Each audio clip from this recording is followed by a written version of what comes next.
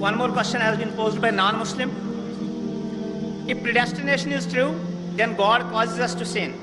If God causes us to sin, yet damns to sinners to eternal punishment, then God is not good. Therefore, non-Muslim concludes, if God is good, then either predestination is not true, or else God does not damn sinners to eternal punishment. Please satisfy the contradiction that others. یہ غیر مسلمان سوال کر رہا ہے تقدیر کے اوپر کہ اللہ سبحانہ و تعالیٰ اپنی تقدیر لکھتا ہے تو ہم اگر غلطی کرتے ہیں تو دوشی کون؟ اللہ سبحانہ و تعالیٰ. اگر میں تقدیر میں لکھا ہے کہ ہم خون کریں گے اور ہم آدمی کا خون کر لیتے تو کون ذمہ دار؟ اللہ تعالیٰ. آدمی کو کیوں ذمہ دار کرنے کا؟ اگر تقدیر میں لکھا ہے میں چوری کروں گا، میں غلط کام کروں گا، تقدیر میں لکھا ہے کہ میں جہنم میں جاؤں گا تو جاؤں گا، تو کس کی غلطی؟ میری کیا غلطی؟ اللہ کی غلطی. اور یہ سوال مسلمان لوگ بھی سوچتے ہیں، اور تقدیر پہ ایمان رکھنا ہر مسلمان کا فرض ہے. لیکن ہم پہلے یہ جان لے تقدیر کسے کہتے ہیں.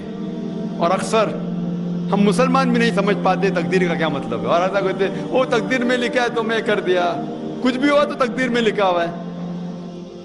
محنت نہیں کرتا ہوں میں، وہ تقدیر میں لکھا ہے کہ میں غریب رہوں گا. یہ تقدیر کی کیا معنی ہوتی؟ اللہ تعالیٰ فرماتے ہیں سورہ اسراء میں کہ جب بھی ایک انسان پیدا ہوتا ہے تو اس کے گردن کے گور میں اس کے پوری آتم کتھا، اس کا فیوچر، اس کا بھوشیہ لکھ لیتا ہوں. میں آپ کو سمجھانے کے لیے ایک مثال پیش کرتا ہوں. مثال کے طور پہ اگر ایک کلاس کے اندر ایک ٹیچر کلاس میں پڑھاتا ہے اور ایگزامینیشن کے پہلے کہتا ہے کہ یہ اسٹوڈنٹ پورے کلاس میں نمبر 1 آئیں گا، اول آئیں گا، یہ اسٹوڈنٹ سیکنڈ کلاس سے پاس ہوئیں گا، وہ اسٹوڈنٹ فیل ہو جائیں گا. مثال دے رہا ہوں، برا مت لگنا میرے ساتھ. اور ایگزامینیشن ہوتا ہے اور یہ اسٹوڈنٹ فرسٹ آتا ہے، یہ اسٹوڈنٹ سیکنڈ کلاس سے پاس ہوتا ہے اور یہ اسٹوڈنٹ فیل ہو جاتا ہے. میں آپ سے یہ سوال پوچھتا ہوں کہ جو طالب فیل ہو گیا، کیا وہ کہہ سکتا ہے کہ کیونکہ ٹیچر نے کہا میں فیل ہوں گا اس لیے فیل ہو گیا؟ کہہ سکتا ہے کہ نہیں کہہ سکتا. کیوں؟ ٹیچر اپنے تجربے سے کہہ رہا ہے یہ اسٹوڈنٹ بہت اچھا ہے، بہت پڑھائی کرتا ہے اس لیے فرسٹ آئے گا، یہ اسٹوڈنٹ ٹھیک ہے سیکنڈ کلاس، یہ اسٹوڈنٹ پکچر دیکھتا ہے کلاس ہی نہ اٹینڈ کرتا ہے اس لیے فیل ہوئے گا. تو اپنے تجربے سے وہ بھوشیہ کے بارے میں کہتا ہے. لیکن وہ اسٹوڈنٹ نہیں کہہ سکے گا کیونکہ ٹیچر نے مجھے کہا میں فیل ہوں گا اس لیے فیل ہو گیا. دوشی کون؟ وہ خود اسٹوڈنٹ کہ اس نے پڑھائی نہیں کیا. اسی طریقے سے اگر آپ کمپیئر کریں گے، اللہ سبحانہ و تعالیٰ ٹیچر سے تو بہت اونچے. ٹیچر تو کبھی کبھی غلطی کر سکتا ہے. اللہ سبحانہ و تعالیٰ کے پاس علم غیب ہے، وہ بھوشیہ کے بارے میں جانتے ہیں. جب بھی کوئی کام ہوتا ہے کچھ چیز فکسڈ ہے، آپ کہاں پیدا ہوں گے، آپ کب مرے، کچھ چیز مکمل ہے. اس کے علاوہ اللہ سبحانہ و تعالیٰ نے آپ کو فری ول دیا ہے.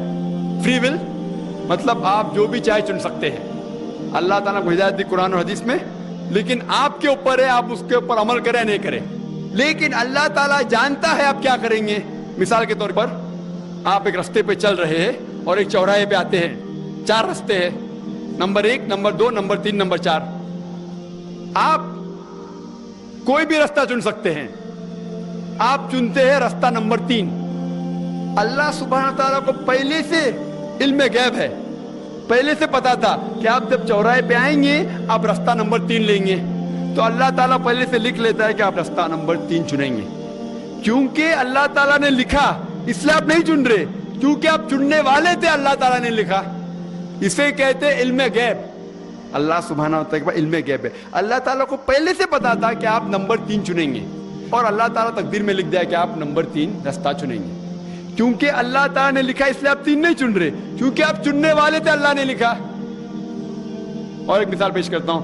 آپ نے 10ویں پاس کی، 12ویں پاس کی، آپ ڈاکٹر بھی بن سکتے، آپ انجینئر بھی بن سکتے، آپ لایر بھی بن سکتے. آپ چنیں گے ڈاکٹر بننے کے لیے. اللہ تعالیٰ کو پتا ہے کہ آپ جب 12ویں پاس کریں گے تینوں چیز آپ بن سکتے ہیں. آپ ڈاکٹر بھی بن سکتے، انجینئر بھی بن سکتے، لایر بھی بن سکتے. آپ چنیں گے ڈاکٹر بننے کے لیے. تو تقدیر میں لکھ دیا اللہ تعالیٰ آپ 12ویں پاس کریں گے اور ڈاکٹر بنیں گے. کیونکہ اللہ تعالیٰ نے لکھا اس لیے آپ ڈاکٹر نہیں بنے، کیونکہ آپ نے چنا اسی لیے اللہ تعالیٰ نے پہلے سے لکھ دیا. آپ سمجھتے؟